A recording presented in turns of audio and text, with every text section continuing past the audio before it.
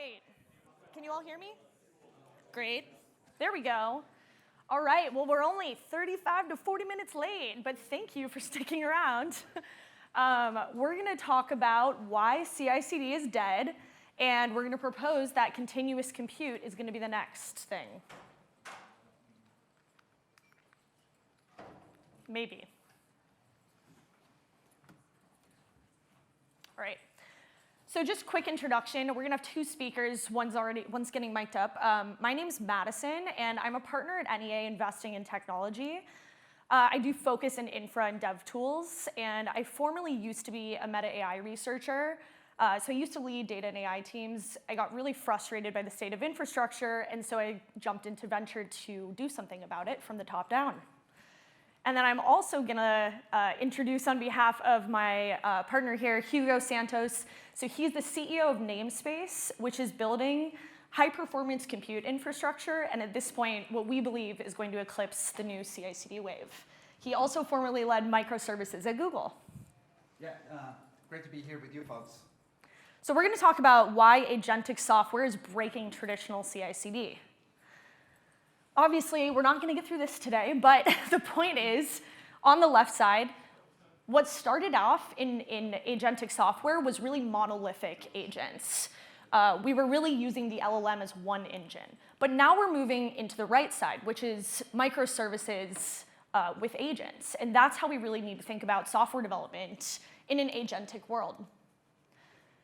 So the lifecycle is very fragmented. This is quite a mess, right? We've really kind of brought together all these traditional CI/CD systems, build, test, deploy, DevOps, but we also now have new IDEs. We have autonomous agentic engineering solutions, and then we have our traditional DevOps in the middle, which we believe is really going to innovate in the next year.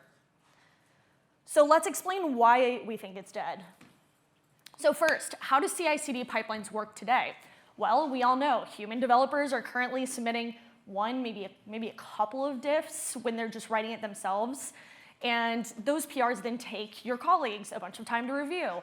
Then you have to go through GitHub Actions and run build, test, and deploy steps. And then finally, you're addressing those failed test cases, and maybe you're iterating on the diff. So in that scenario, it was really just one or two a week. So now, how do we think about this at agent scale? You've got agents using the exact same systems, but they have n number of PRs, maybe n number of repos. Still takes a similar amount of time to verify unless you're using review bots, which gets a little crazy. And then we correct those failed cases, just like we did in the past scenario. So what ends up happening? With a human, pretty predictable. And you've got local caches, which are often warm. With an agent, this starts to get really complicated. You have thousands of short-lived branches. It's all trying to pull the same code base in a few different directions. You start to get to a point where merging all these different versions together is really impossible. And that is where we start to have a huge problem. So let's look at, in real time, GitHub activity has gotten absolutely crazy. The white line here is the actual number of commits in the last couple of months. And then the number of lines added versus deleted. I mean, this is just an unbelievable spike. So how do we start with replacing CI/CD? Well, the starting point should be at the acceleration. So obviously right now, I know a lot of you are struggling with very slow build, test, and deploy times for your CI/CD solutions. This is a very common problem.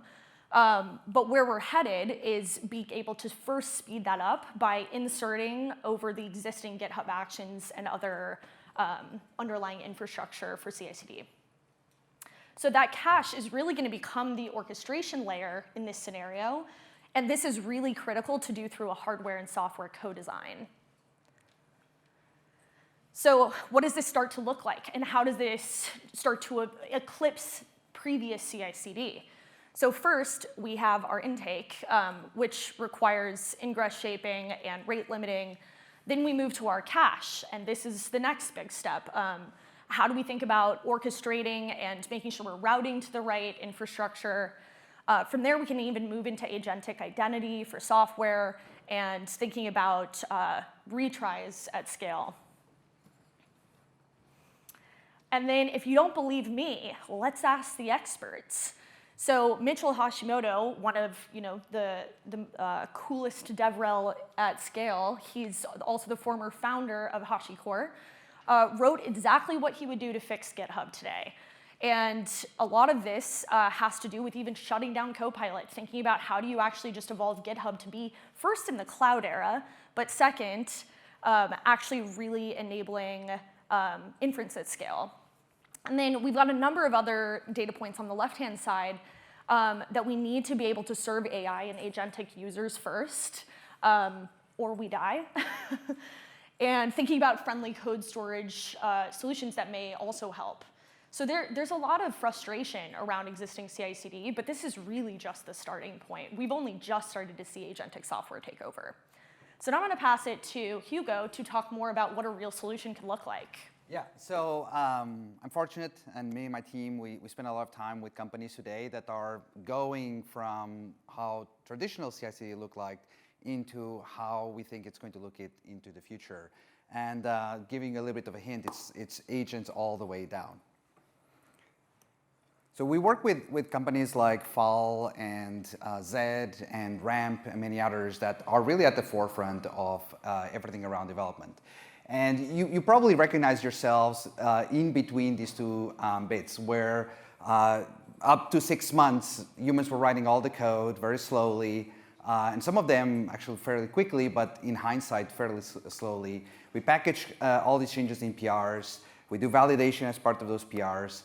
And behind the scenes, the machines are a little bit slow, but all of that is hidden behind the human latency. And many of you might already be seeing a bit of what's happening today, where code generation is very cheap, work is much more continuous, and that kind of forces the validation to go into the inner loop. So what you might not realize is up to this point, you as a human, you are the agent. You have a top of mind, here's what I'm trying to accomplish, and then I'm going through all of these phases. Okay, I start the pull request. The pull request within your team says, well, you didn't quite follow the right format, so go back to the beginning. You're in a loop. Now your changes are in the PR, the tests are running, they fail. You need to go and change something in the code. You're back to the loop.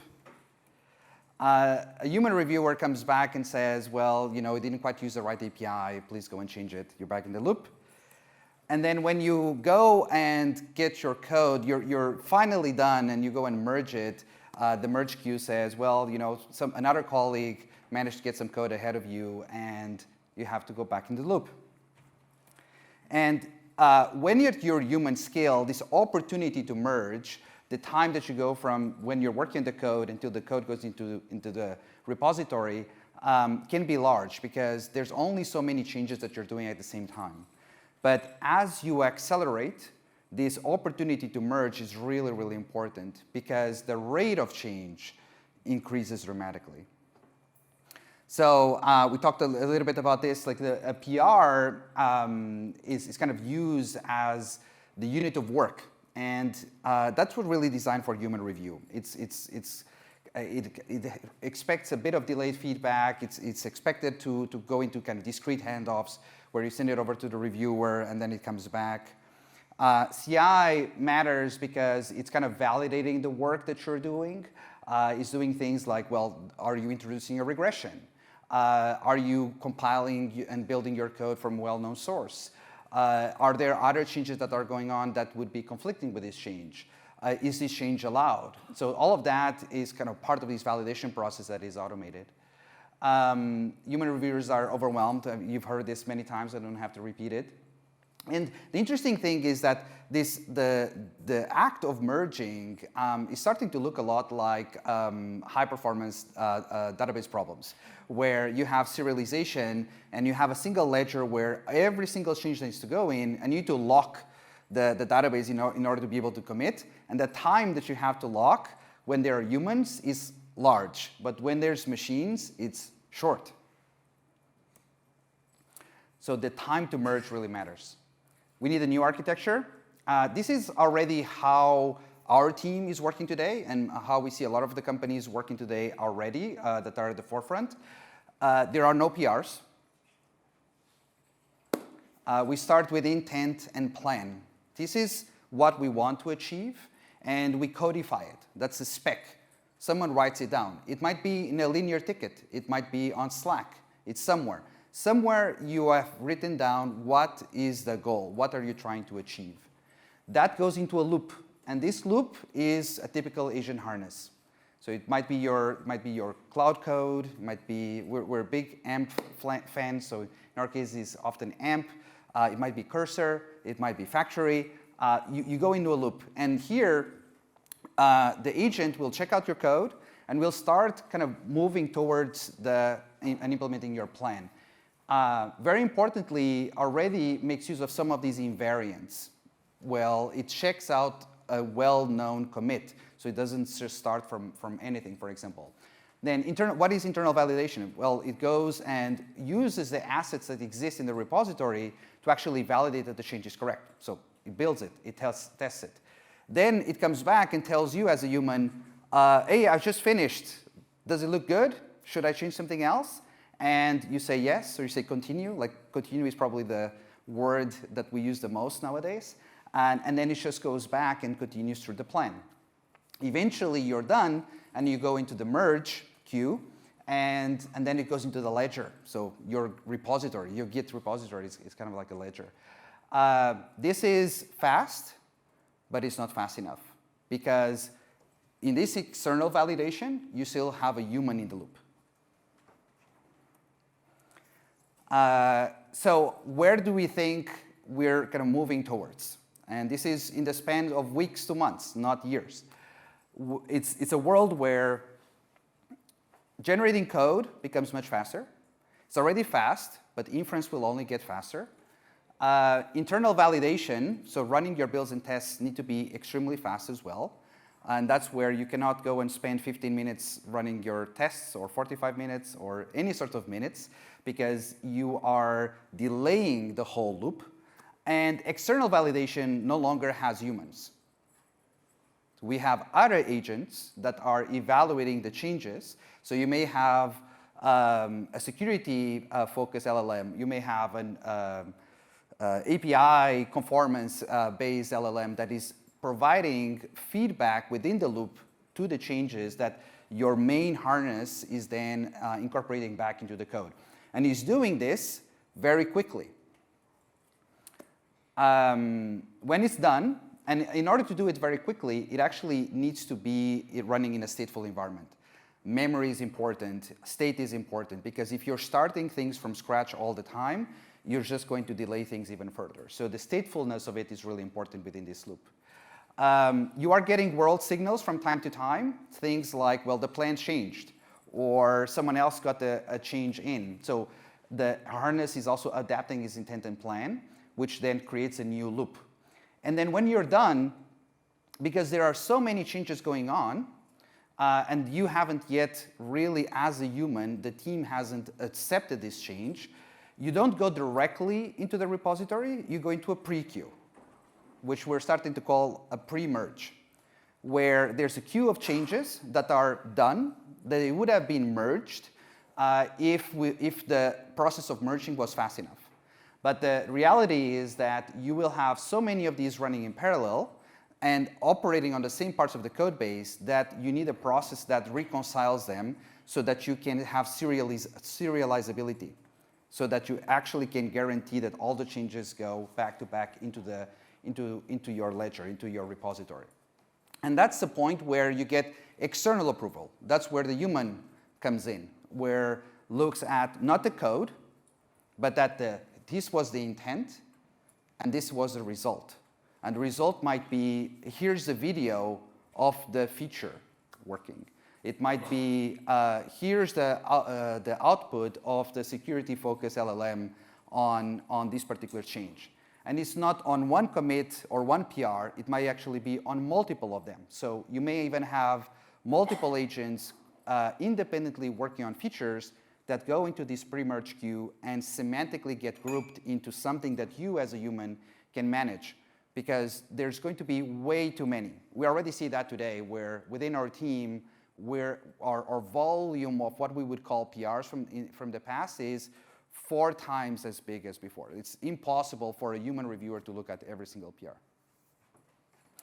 And if we think a little bit more into the future after this, if this process is extremely quick, one thing that may end up happening is that you may have to step into the multiverse, where the starting point where the intent and plan gets applied is not the tip of the ledger, it's not the latest commit of your repository, because that is moving. There's many candidates. So the agents may actually be working on multiple commits at the same time to address the same plan. And in order to get there, this inner loop needs to be extremely quick. And it adds up in terms of capacity. So resource usage will also blow up because of all of the candidates that you're going to be exploring at the same time. This is the world that we think that we're moving towards. We're obsessed about performance and efficiency. So we're spending a lot of energy finding ways to maintain efficiency within this loop. And part of it is, well, don't do work that is not necessary. Don't start things from scratch all the time. Have agents work a lot more as we did as engineers, that in our own workstations that were much more incremental. And that's kind of the world that we're moving towards. Did CI go away? Well, CI still matters, but it's just shifted. Because the principles of, well, for example, does the code actually work, no longer is a separate phase, but it's just part of this loop. Every single iteration is going through validation now. It's still going through enforcing those invariants as well. Like you still want to have, for example, for compliance reasons, you still want to have guarantees that you're starting from a well-known checkout, that you don't have someone in your company that came in and added other code that was never vetted, and you're starting from there. So those invariants need to still be enforced, but they're enforced on a continuous basis. Coordination moves away from CI. So CI no longer has to kind of guide different changes and making sure that different tests are passing in order for changes to be committed. That needs to be part of the overall loop. And governance is still important, but it also gets much more lifted into the harness and how the harness is coercing the change towards following everything that your team has codified within its processes. And that's it. This is where we believe that the world is moving towards. If you're interested about this topic, us at Namespace spend a lot of time thinking about it. There's other folks in the industry as well. It's a crazy world, and we need to be ready for it. Thank you. And yeah, let's go for lunch.